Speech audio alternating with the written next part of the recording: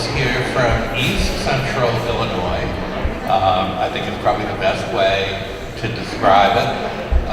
Generally fairly rural areas, not quite frontier, which is part of what I worked in when I was in Colorado, but rural. So very different than Chicago and the shoulder counties, and even very different than Springfield. And they're going to talk with you about collaborations that they've been able to put together in that area. I'm going to let them each introduce themselves, and Kristin is going to start off because I'm the one who talked her into bringing this panel together. Kristin works with CAP's partner, CTF Illinois, based out of Charleston, but also at Effingham and Olney and a few other places. So, Kristin, thank you. Hi. I started to pursue collaborating when I started with TAP in 2012.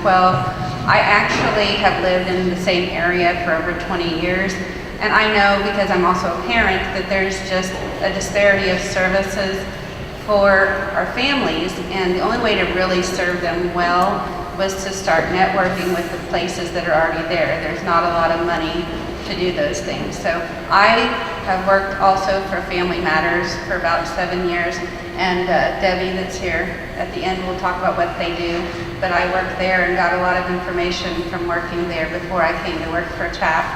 And we partnered with Easy, and our director really has the relationship with Jan, and she can talk about that in a little bit, and Misty as well. We partner with her, and she'll talk about her program, and then we'll talk about, we've got about 4 different questions we each can expand upon. So. Okay, I'm Jan Pearcy, and I work with Eastern Illinois Area of Special Education in Charleston. Anybody here from the education side? A few, okay. So we have a little different take on things. I have been in Central Illinois for 12 years, and as they said, we are very rural, and my take has always been, how can I get parents help? How can I get teachers help that they need and the resources that they need? And it's very tough in a rural area. There are very few organizations available, and we know with state cuts, those are not getting any more plentiful for sure. So, and what's so funny is I've heard all these ladies' names. I don't really know them very well, but I've accessed and used all of their services at some point. Hi, my name is Misty Baker, and I am the director at the Child Care Resource and Referral in Charleston, Illinois. I'm also a faculty member at Eastern Illinois University. And I come from so many different perspectives, not only when it comes to child care and the resources that parents need, but also making sure that they are able to gain other resources if they have a child with disabilities or any other type of needs, financial or otherwise. As an instructor, I try to pull all my resources together, so I brought many different people into the classroom to educate my students on the things that they might need to know when they get out into the world and they're in positions working with families and anybody else. I also come from a parent perspective. I am the mother of 5 boys, and I've had my own issues with trying to find resources and trying to get ahead and dealing with schools and just sometimes hitting those walls, those barriers that are difficult to get beyond. So as a parent, I am now, as a professional, trying to really pull those 2 things together, and I have such a passion for making sure that people get what they need. Hello, I'm Debbie Einhorn, and I'm the director of Family Matters, which is one of the parent training and information centers that was mentioned earlier this morning. Just to tell you a little bit more about parent centers, every state has at least 1 parent training and information center. Some states have more, like California, which has a very large population, has 5. Illinois has 2 centers. We have one that serves the Chicago region, that's Region 1. The one that I work at, Family Matters, serves Region 2 of Illinois, which is everything outside of the Chicago area. So we have 94 counties going all the way from the top of the state, Rockford area, down to the bottom of the state. So it's a huge geographical area. So as you can imagine, collaboration is really important for us. We have such a huge area to cover. Our office is located in Effingham, which is a small town. We have a toll-free information hotline that parents and professionals can call It's a toll-free number. We have a website, and then we have some regional trainers located. We have one in the north, one in the central region, and one in the south, who do workshops in the north, central, and southern parts of the state. So we have a pretty small budget, less than $250,000, to cover 94 counties. We work with primarily school-age families that have school-age children with disabilities, but we also work with the birth to 3 population, and we do a lot of work with with students who have recently graduated or in the transition stages or leaving school and moving into adult services. So parent centers are a really, really good resource for all of you library folks who need information, because we have a lot of resources at our centers. The one that serves Chicago is the Family Resource Center on Disabilities, which is located right in Chicago, and they serve the 8 collar counties, and then ours is in Effingham, but we have a toll-free number. We have a website, which is www.fmptic.org. Our toll-free telephone number is 866-436-7842. And we'll get more into the collaborations we do as we go along here. Can I ask a question? Sure. Is it called the Parent Training Center? It's Parent Training and Information Center. Is it federally funded? We're federally funded under the Individuals with Disabilities Education Act, which is the federal law that provides for special education services. Has several parts. Part D is personnel development, and that's where parent centers are funded. You'll be passing out cards. You Pardon? have information cards. You have We have information. business cards. I didn't bring any. I didn't think to bring brochures, but I have my card, and we can even give the website. They can send it out in your notes and all of that. So. Okay. The first question we were going to pose, each of us have these questions, is what is the value of collaborating, and how has your organization benefited? For one, we're better able to serve at the autism program at CTF. We're better able to serve our families by networking. We bring in more trainings to them on different topics they need by working with different agencies. And it's also an economic advantage to our program because we have a very, very small budget. And right now, the TAP program statewide currently isn't in the budget for the governor, but we are able to serve the families and bring it to their locations by collaborating with our local agencies. When we work with Family Matters, when we can bring in their trainers to train our parents, and when we work with Eastern, we are then training the future teachers. We're also training people through collaboration through the program she runs with childcare, and then with Jan, we're working with them through the school system. And they're going to expand on that a little bit more, but to us, the benefit is really just better being able to serve the families, because ultimately those are the people that are the ones that should be at the heart of what we're doing. Well, I think it's important to remember that we don't have to be the expert about everything. And being able to collaborate with other organizations lets me get the information that they have without having to know all of that stuff.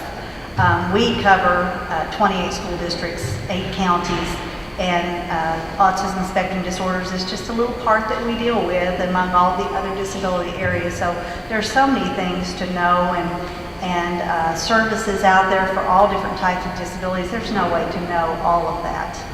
Our parents are probably our biggest collaborator, our biggest source of information for the school districts. Another real important thing about collaborating as far as school districts is, in your survey, someone had said something about a student with autism disorder was in special ed with no instruction. So I think this gives us an opportunity when we collaborate to talk about what is it we are actually doing in special ed. There's lots of instruction. It may look very differently than what's going on in the gen ed classroom. But we do a ton of instruction, not just educational, academic, but social and emotional and all the other areas of special ed. So I think it's a two-way street that we get lots of information from you. The special ed cooperative is kind of the clearinghouse for all the different disabilities for our districts, because teachers are very isolated. And I don't know if you feel that being out in the community.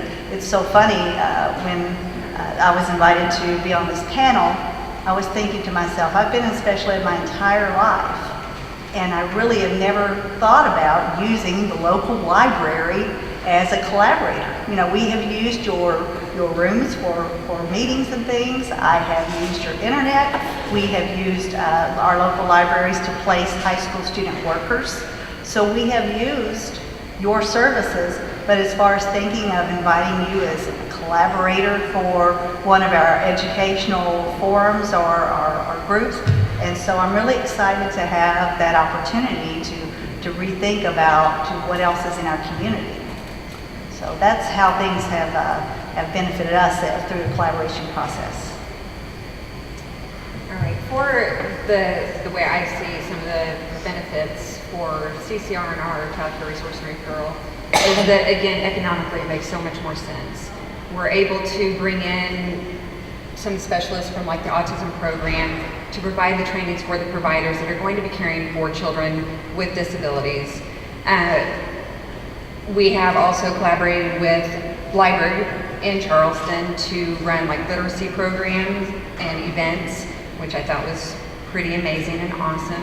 We have a really cool collaboration going right now with WEIU, helping parents tie in TV, some of the multimedia, because we know that's something that is very much of every child's life right now, and parents, and trying to teach parents to tie literacy to the media and making connections. So we read a book, then we show a little video clip, and then we tie the two together and try to help parents and providers learn how to make those connections and teach children the importance of reading and then maybe watching a little video clip rather than everything coming from multimedia.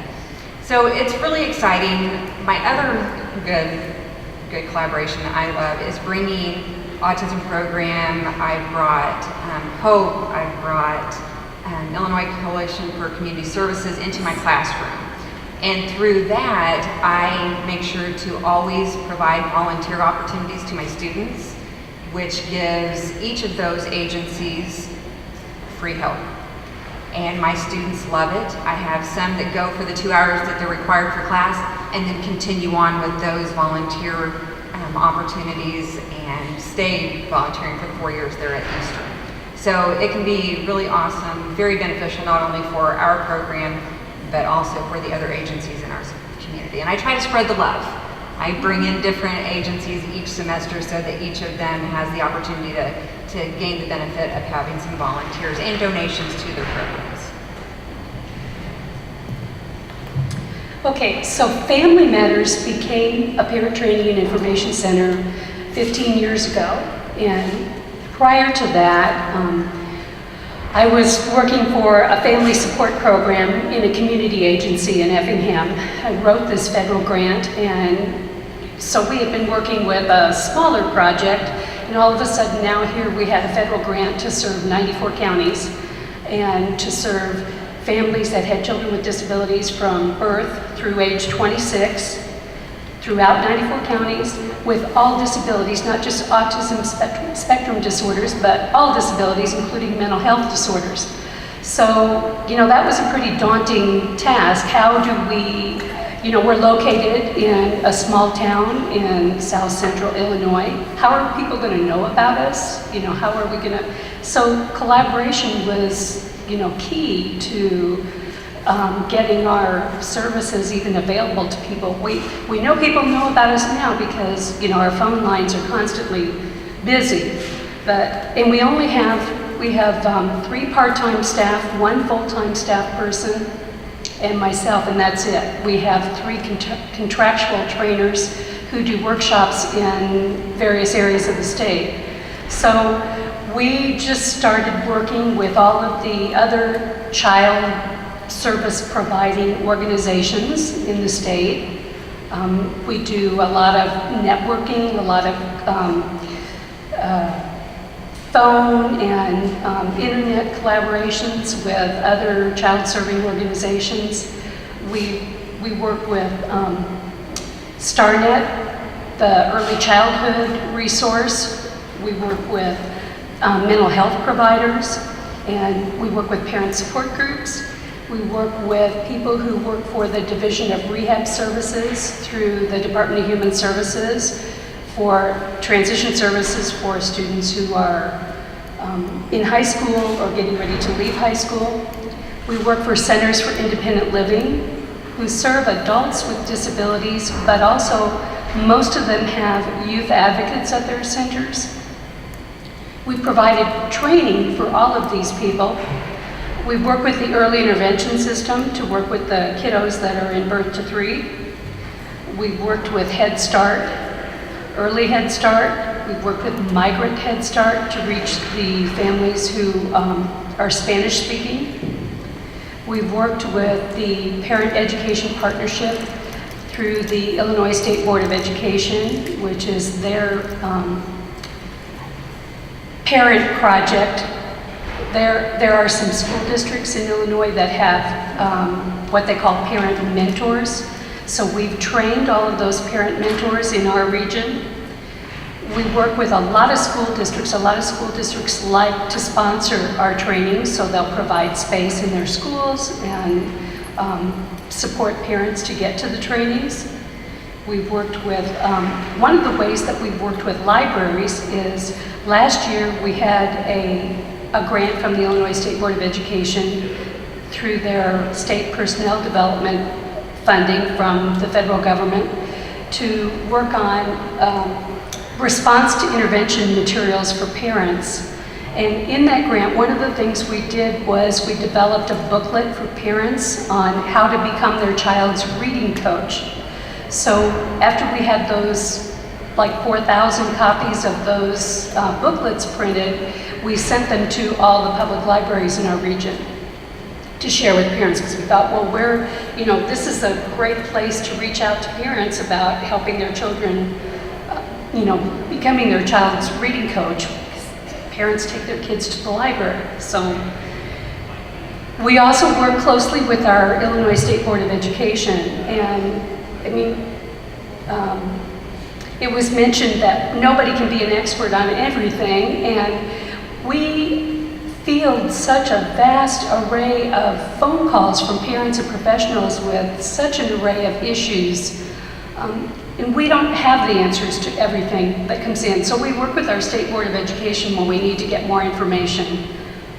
We have a lot of consultants that we work with, so we're able to get legal information, we're able to get resource information from all of the people that we do collaborate with. So it takes a village to serve anybody. Yes. Are you still seeking partners? Pardon? Are you still seeking partners? Oh yeah, we're always open to partnerships. One of the other questions we were going to pose was, how do you identify who you collaborate with? Well, for us, we've partnered with lots of different programs, but we partner with Jan, and that came about because she's on a transition planning council, and our director's part of that same committee. And so through our partnership, they're able to offer a transition night and educate parents that are within the same catchment area of what services we provide, what things we can offer.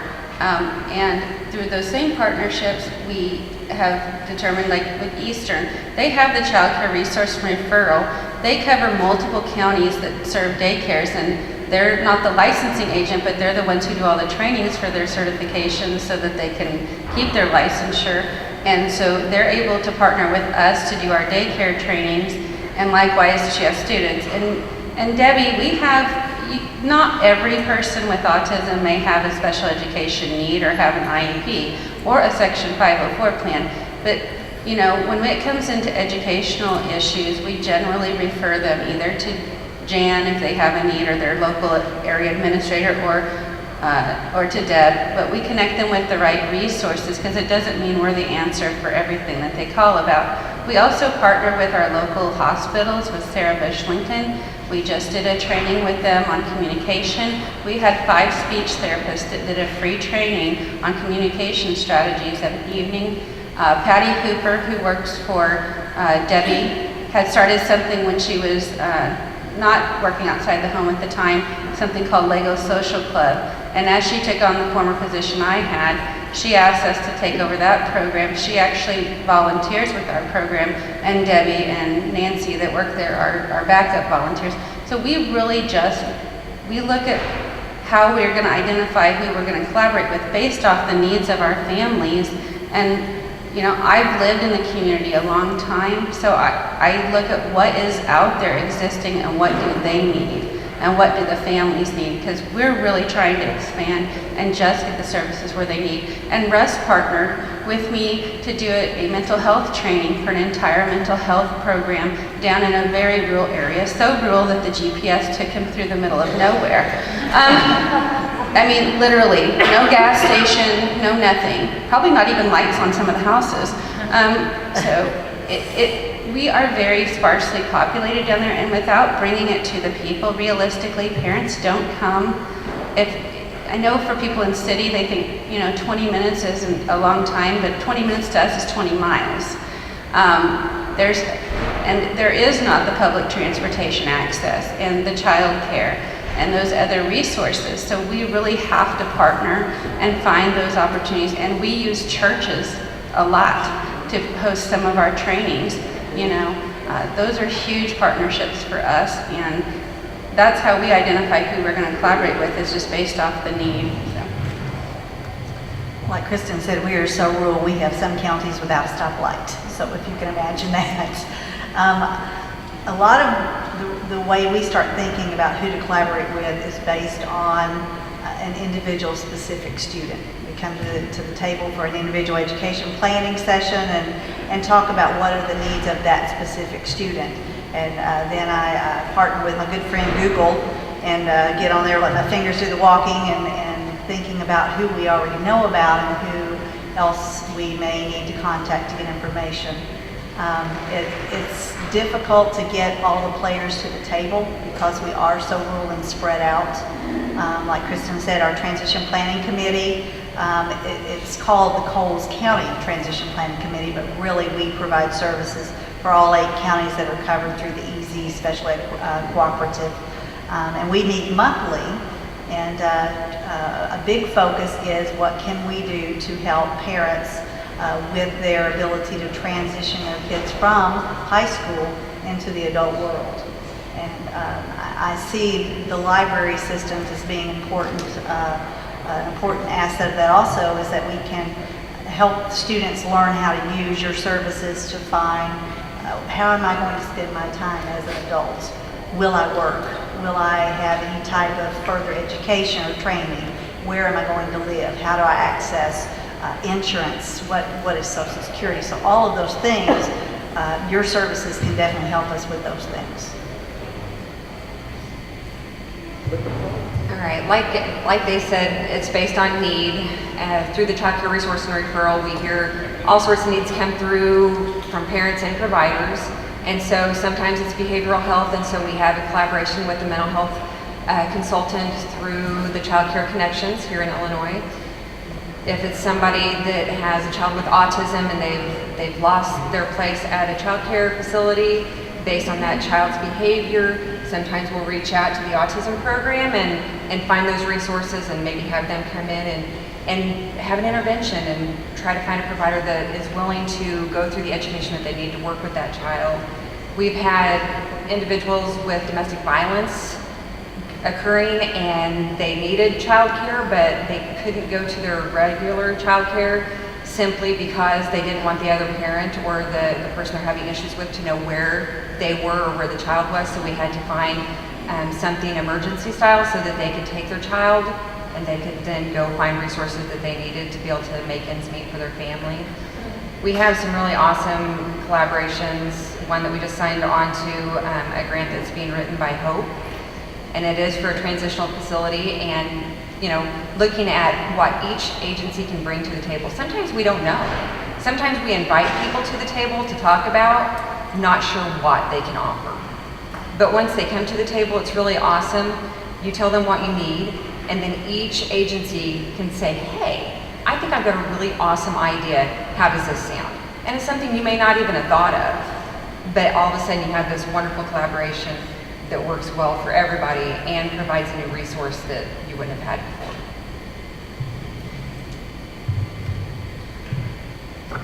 So when we offer workshops in the various areas of our 94 county region, we partner with whatever local resources there are. A lot of the centers for independent living are really great about promoting our workshops, getting the word out.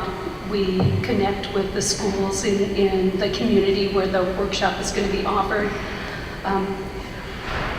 A few years ago, we noticed, well, it was a few years ago when gas prices really went up, when they first went up, we had a really big drop in attendance at our trainings. And so we've now focused more on offering webinars and teletrainings, which are accessible to people without having to drive or leave their home. So we had to adapt to whatever circumstances are going on at the time, and our partners help us promote those things. So in the 94 counties that we have, some of the remote rural regions don't have internet access, or families may not have internet access in their homes. So to address that, we started offering teletrainings, which are, all they have to do is call an 800 number. Almost everybody has a phone. Even if they don't have internet, they usually have a phone. So they can call and participate in a training just over the phone. And then, of course, our individual assistance is always available at the 800 number. So our partners are really good about making sure parents are aware of those resources. One of the things that we did last year we started doing was we contacted all the public housing authorities, because our charge is to reach the most underserved people. And generally those are people that are in poverty. And so we contacted all the public housing authorities, gave them brochures and information, and many of them have partnered with us to offer locations within their offices so parents could come in and either have a live training from one of our trainers or participate in a webinar. They would provide the access to that for a group of parents who would attend that location. So we use whatever resources our partners can offer. Okay, in the essence of time, I'm going to kind of meld these next two questions together. How do you go about implementing the groups, and what are some of the current collaborations you're part of? I think we've covered some of those, but some other partnerships we have besides who was up on the panel here with me, we do partner with our library. Our library in Effingham is getting ready to do a ginormous move into a new building. Amanda McKay, you guys may know her. She was unable to come, but we have hosted trainings there with Amanda. We've also had sensory-friendly movies. We advertise all of their activities in our newsletter, so that not all, but the ones that are pertinent to the families that we serve. We every April, we have a reserved spot in their display booth, and we do an autism awareness display in there. But they have one meeting room right now, so it's in high demand. We've also placed a binder in their library with visual aids and resources, and we've gotten referrals from that, so that if a child is having a problem or meltdown, there are some strategies there for the parent. We're not there to teach them how to use it, obviously, when we're covering that large of an area, but we've done it also for Altamont Public Library, which is very small. We're working on trying to do that for the other smaller libraries. But we're trying to get the information out there. We've even had Amanda's children's section offer for us to give them a wish list of books that we'd like to have in their library. And another thing that I do as far as referral sources, I'm not sure when you guys were talking about the different funded libraries that are specific for developmental disabilities, but I would assume that would be the Early Intervention Clearinghouse, and their website is www.eiclearinghouse.org, I believe, and they have an entire room dedicated to just autism resources that families can check out. The knowledge that I have came from collaborating as a parent with most of these people that are up here. They've educated me to learn what I know. I am not an expert on everything either, but I don't give up as a parent. I just keep digging and trying to find what's going to serve my child. He was diagnosed at 2, and he's now 15, and I still have lots to learn, but you know, I just look at every community resource as a parent, as a provider, as somebody that's there to help. Everybody that serves out in the public servant area, they're out there to try and help you. And you shouldn't be ashamed to ask or offer that help to someone. Many parents, honestly, if their child's having a meltdown in your library, they don't need a scornful look from anybody. They would prefer you extend your hand and help them. Or help them if you can't help them with that child, just help them with the child that they might have with them that's not got a disability. Just help them give their kids a cookie or take them over and read them a book till they can get them calmed down. But the judgmental eye or telling them, please don't come back, it took a lot of guts for them to get up and try it and try it and try it again. And sometimes for our kids, it takes multiple trips, multiple visits to get desensitized to things. My son is 15. He finally went through a dental exam completely and got his teeth cleaned after trying for 13 years this past year. So just know, for us as parents and us working with people with autism, give them a chance to be successful in your library. Make books about your library that they can check out so they can look at those social stories and prepare. And the collaborations, when you go and you meet with people like this and they're open and they want to help you, it's refreshing. It's really refreshing as a provider and as a parent that they want to work with you. And most of them are happy to, you just have to ask.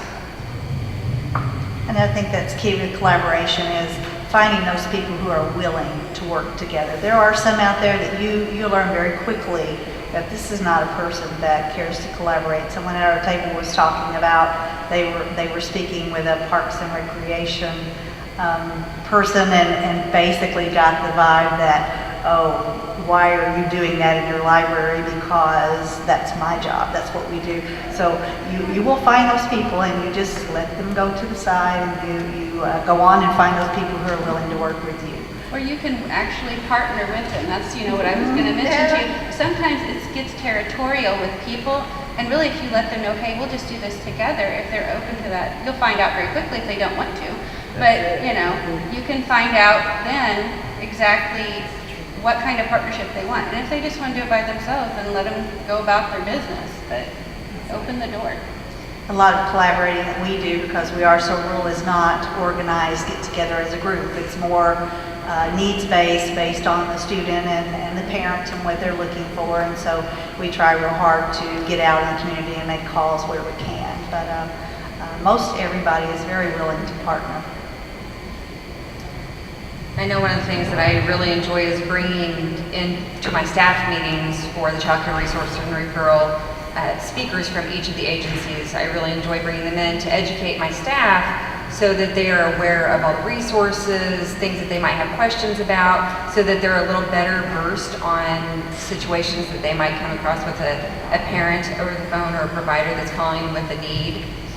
But I also really love, I have to say, Kristin is fantastic to bring into the classroom. She would be fantastic to bring into each of your libraries to educate your staff a little further about autism, the needs of the family. She brought her son and her daughter, they're both just fabulous children, into my classroom, and it was one of the most powerful, I think, presentations that my classrooms have ever had, because it really brought autism to the forefront. It made them very understanding to the fact that this is professional, but this is also a family. This is a parent that has an issue, has autism in the family, and it's not, autism isn't the issue, it's the way people treat the family, because they look at them as a family with autism rather than a family. right? And her daughter, gorgeous, beautiful, she talked to my class and told them what it was like to be a sister of a brother with autism and how fabulous her brother is, and just love having her come and speak to my classrooms. It makes such a difference in the way they view disability, and when they move forward with going out into the world and volunteering and getting that first job, it will make an impact in the way that they look at a family instead of judging a family when they come across somebody with a need. Unfortunately, we live in a state that doesn't put a high priority on people with disabilities. Illinois is second to last in the nation in the amount of funding that it spends on community services for people with disabilities. So that's one of the reasons why it is so important to collaborate and to work together to share resources, because they're too scarce. We can't be territorial. We have to spread the wealth, what little there is. One of the, I think, most successful ways that we have collaborated, we have for the past almost 10 years, we've had 3 statewide conferences that we collaborate with a lot of other groups to provide. One is we have an Illinois Family Leaders Collaboration, which consists of the Deaf Blind Project, StarNet, Family Matters. We've collaborated with Child Care Resource and Referral, Early Intervention, and the ARC of Illinois. And it's a conference that has an inclusion focus and a focus on developing parents as leaders. And that conference is, in fact, on Saturday in Peoria, the one for this year. We also sponsor a statewide transition conference that we work with a lot of collaborative groups to host, and that moves around every year. We alternate between Chicago, Springfield, and Effingham. Each year we alternate between one of those 3 locations. That's a really big conference and addresses students that are in high school and ready to make that transition into adult services. And the third one that we do every year is the Piecing It All Together Conference, which is a children's mental health conference. So we work with a lot of different groups to provide those, and none of us have the resources to be able to offer that conference alone. So it's only through working together are we able to pull together what we need to do to pull off those conferences. Do you guys have any questions for any of us? So I was just wondering, who exactly do you work with for the transitions conference? Because that's a big lot of attention. Who do we work with? Is that what you said? Like, do you include like local businesses and For the stuff? transition conference? Yeah. We work with a couple of universities. We work with the Department of Human Services, the Division of Rehabilitation Services. We work with the Division of Specialized Care for Children. We work with, both parent centers are involved, so the Chicago Parent Center and our Parent Center. The Transition Project from the Illinois State Board of Education, the Illinois Assistive Technology Project, and I'm probably forgetting a few, but there's quite a few of us involved in that.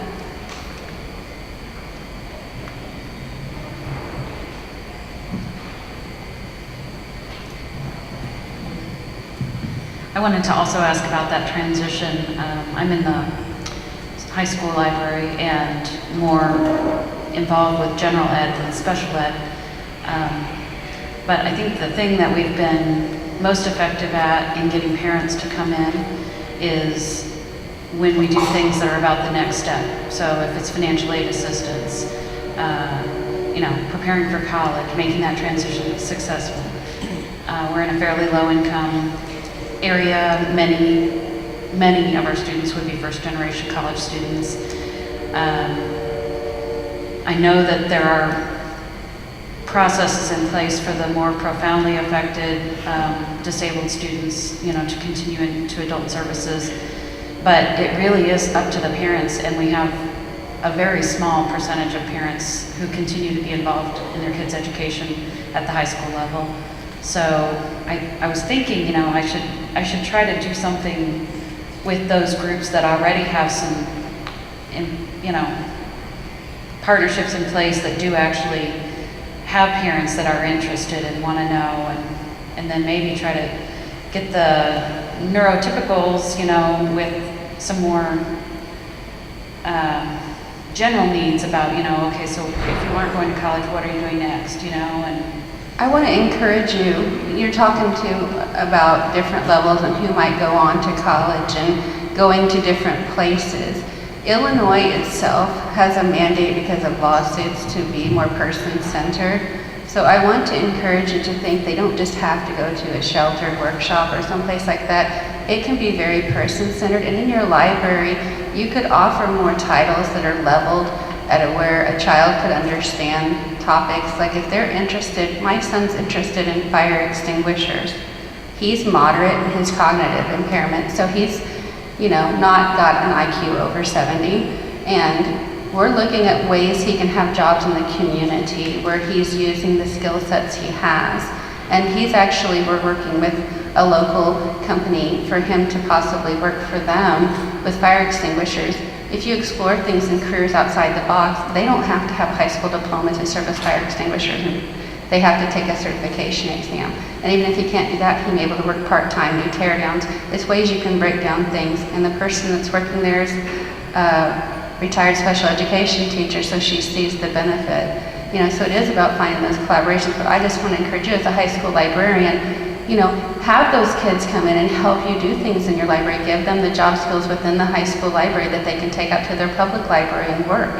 Because they want what any of us wants for any of our children, and that's for them to be productive and happy.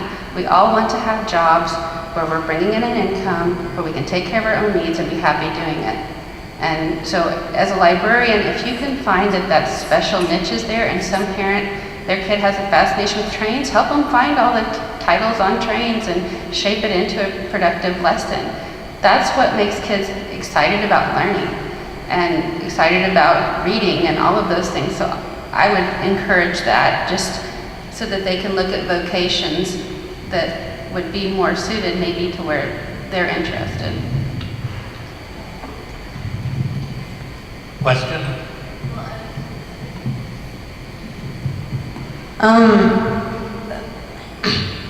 Oh, wow, this thing's loud.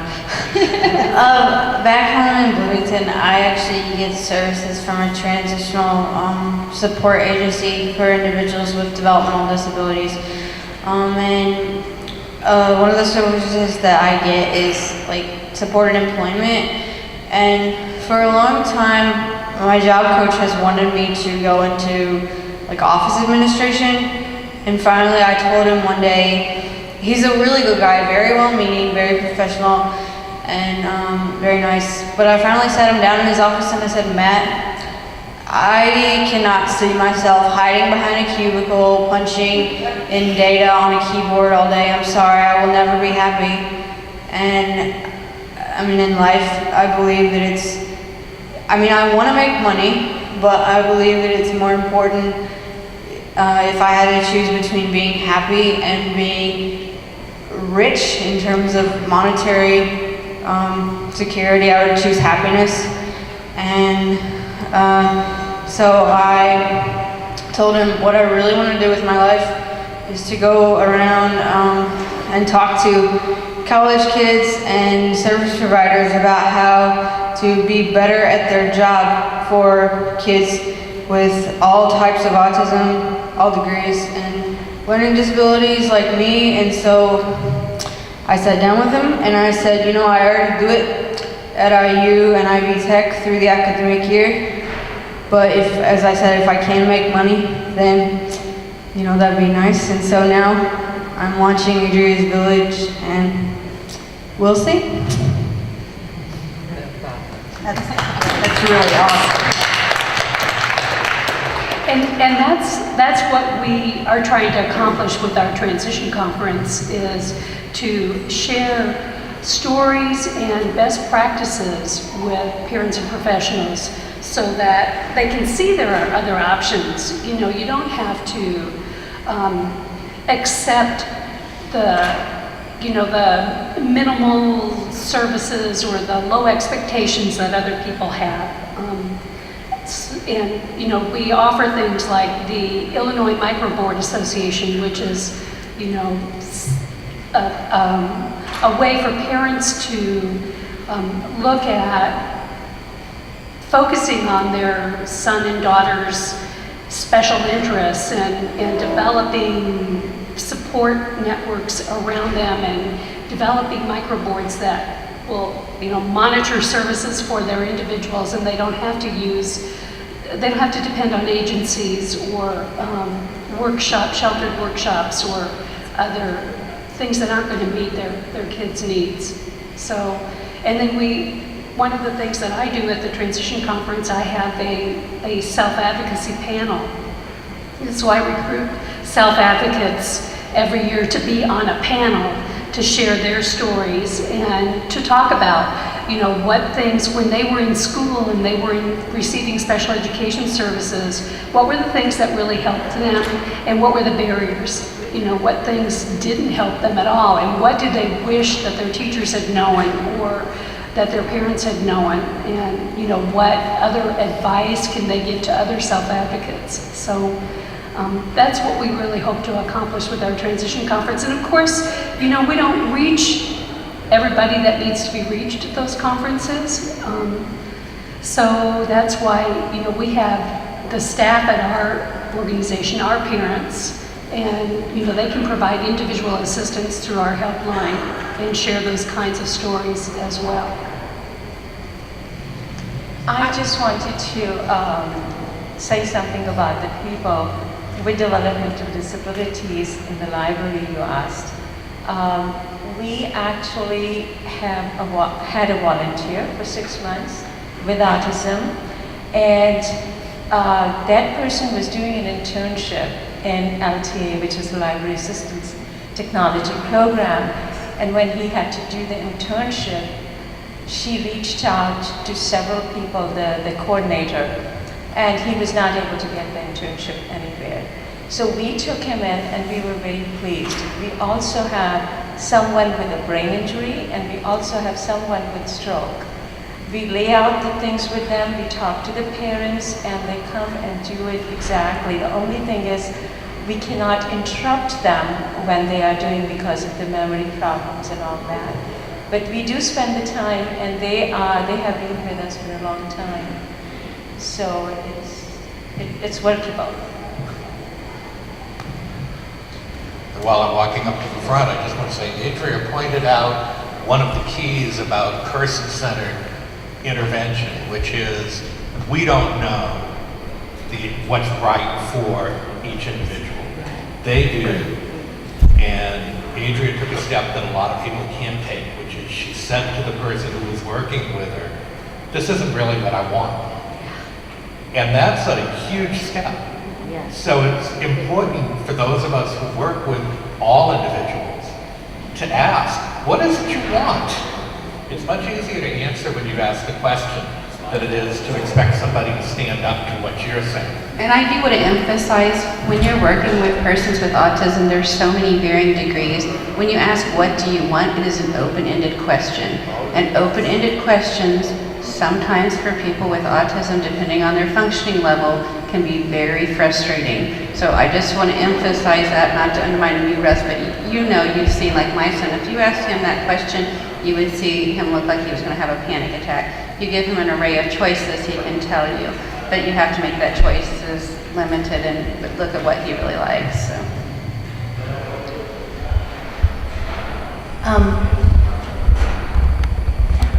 I wanted to know if you're familiar with a program called Workability.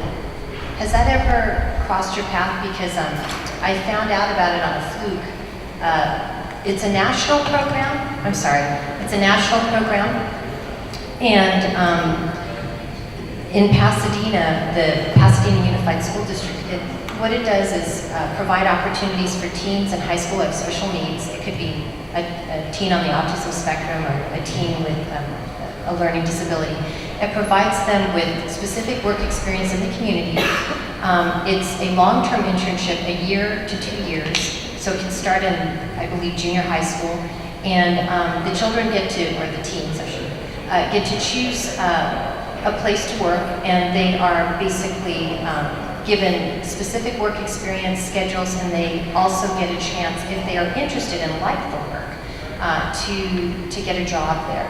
And it's essentially a way for them to find out what they might like to do if they don't want to go to college.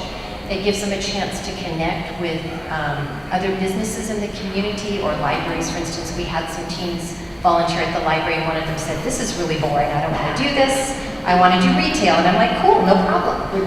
You know, I'm not offended, this is what it's about. It's figuring out what you like to do, what you're good at, what you enjoy, and also it gives a chance for that team to really be in the community and be working. Because I think work experience, if you want to work, obviously, you need to be able to build a resume. And that's another thing they work with them on.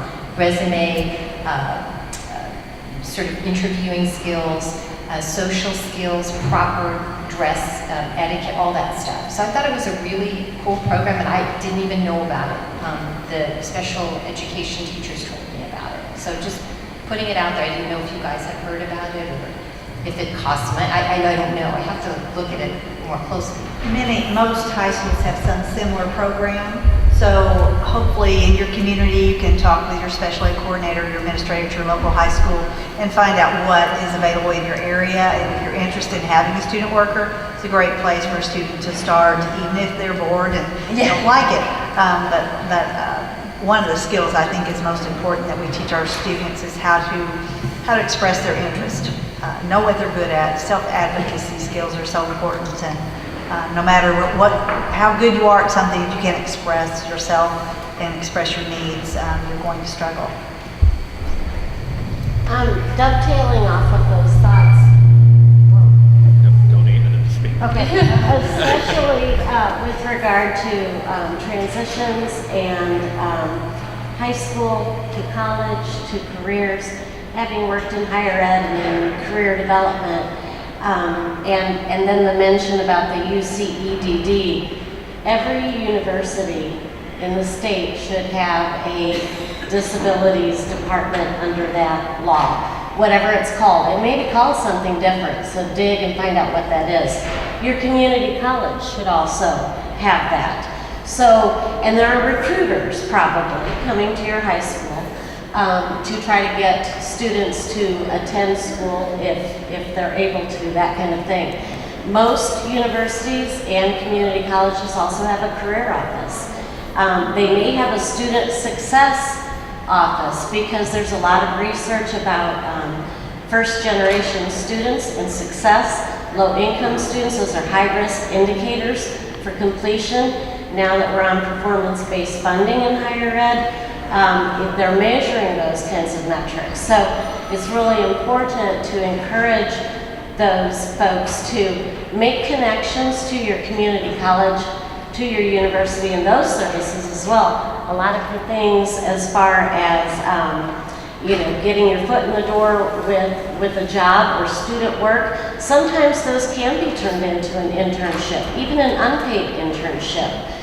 Students can get credit. So it's just a matter of connecting with your local college and all of their departments, or university and their departments too, to get needs. The special needs office, the career office, you should be able to piecemeal everything along to get them served, whether they need career help or they're going on an interview or they need to find student work.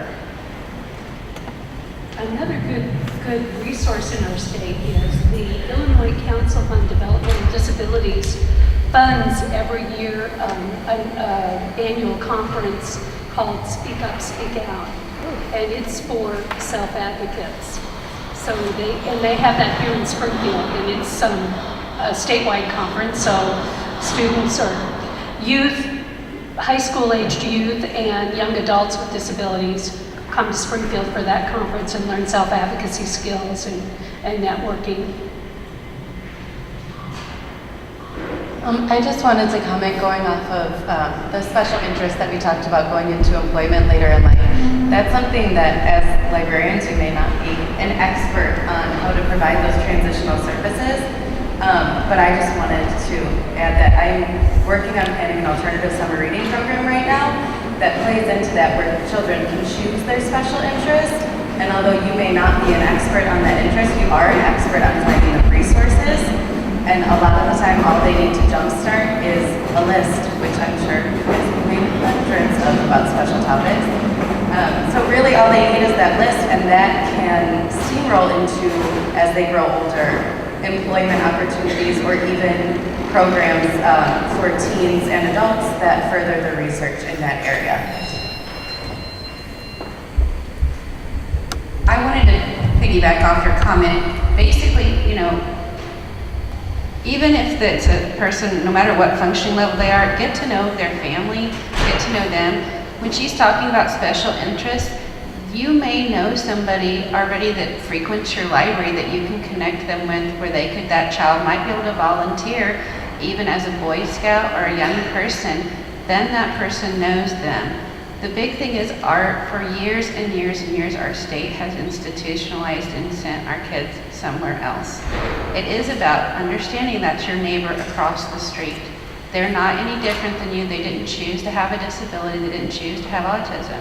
They're just people. If they say, if you know one person with autism, you know one person with autism. And you can't assume because you know one person that the next one you meet is the same or the same function level, or that one's not worthy of something. Everybody has something to give back. My son didn't talk till he was 7, but I can tell you he taught a lot of people a lot of things before he could talk. And just understanding that everybody's human and look at their uniquenesses and build off of them. Even if they're the person that's throwing books on your floor. They might be great at learning later to be the person that shelves them for you. They might be the person that's really good at, throwing things out.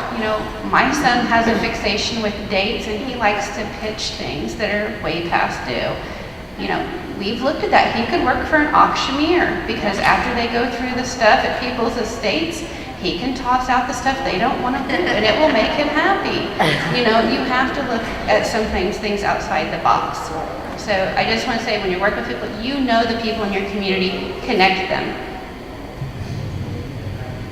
I just wanted to say a little bit about the USED system. I work at Indiana's USED, and our names are a little confusing. We're actually research centers, so we're not usually affiliated with the university's disability student services offices. We're usually just housed at universities, but we do research all across the lifespan. And as part of, so the program came out of when Kennedy was looking for information about people with developmental disabilities throughout the country in the 60s, and that information didn't exist.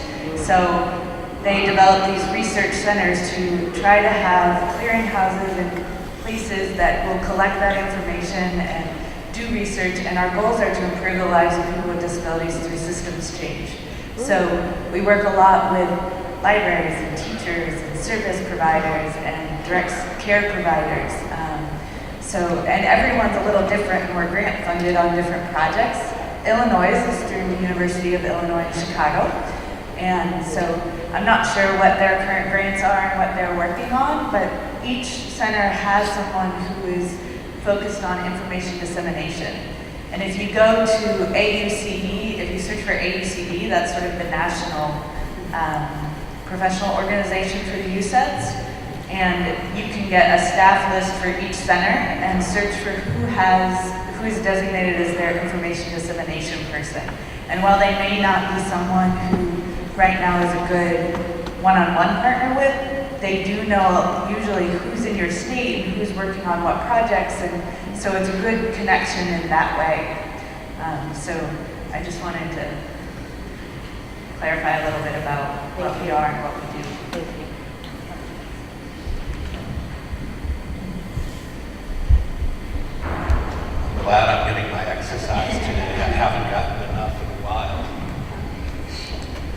making me run all over the room. Kind of playing tag, I guess.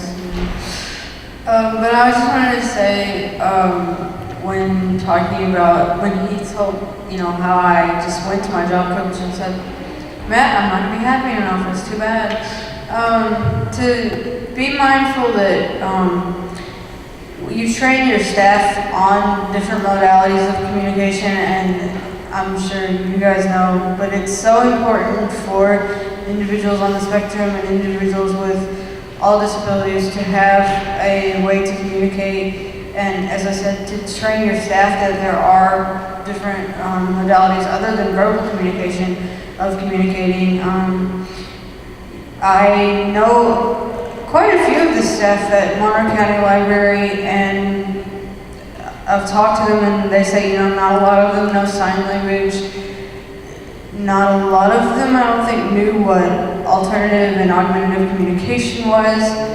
And I'm going, but we have a huge, IU Bloomington campus is huge, and I know for a fact they offer classes in sign language. They have a big, education department. Go audit a special education class on communication disorders and communication modalities or something. We also, have a huge speech and language department. So I think it's just very mindful to something that your staff always needs to be aware of, and also to remind them that if they ever work with individuals with disabilities, that they don't, babysit them. To always keep in the forefront of your mind that you're there to be their advocate and help them, but you don't think for them. So yeah.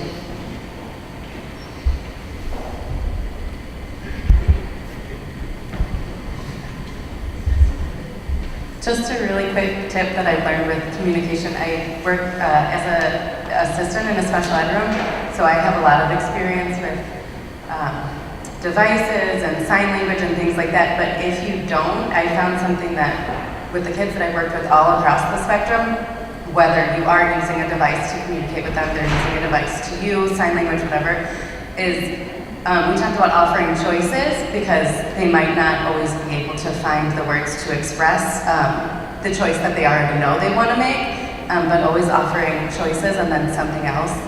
Because if you only give a child 3 choices and none of those 3 things are the thing that they want, it's a little frustrating. And I found that with some of the children that I really for an entire year struggled to communicate openly with, that by offering that something else choice, so, do you want to learn about trains or boats or something else? They will choose right away something else, let you know that it's something else that they need. And that was just something that I picked up from a therapist that has been extremely helpful to me. So even if you don't know American Sign Language and maybe you're not as versed as therapists and all the devices and everything, that's always a good start. Other questions or comments?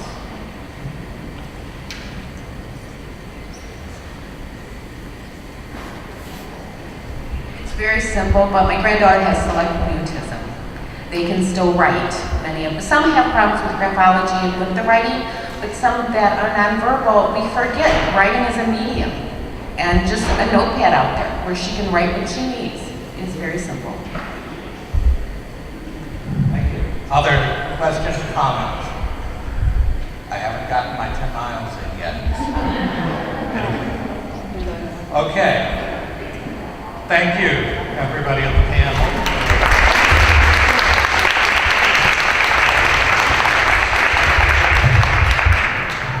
The next thing we have on the schedule is meeting your small groups and having your first assigned